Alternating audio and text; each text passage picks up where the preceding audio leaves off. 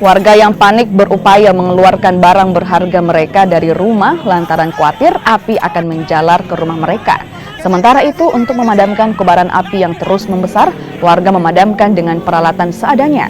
Sekitar 10 unit mobil pemadam kebakaran yang dikerahkan akhirnya dapat memadamkan kobaran api yang membakar rumah indekos yang kosong ditinggal penghuninya.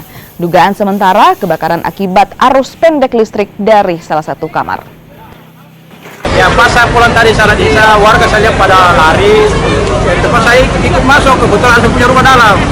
Nah, jadi ya rumah terbakar ini, rumahnya jadi ini rumah kos-kosnya.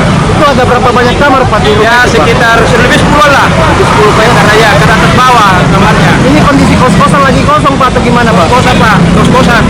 Ya, saya curigai ini kira-kira mahasiswa yang kos dalam pada pulang dia lupa cabut di dispenser. Oh, mereka pada mudik lebaran Pak? Itu kecurigaan saya di situ.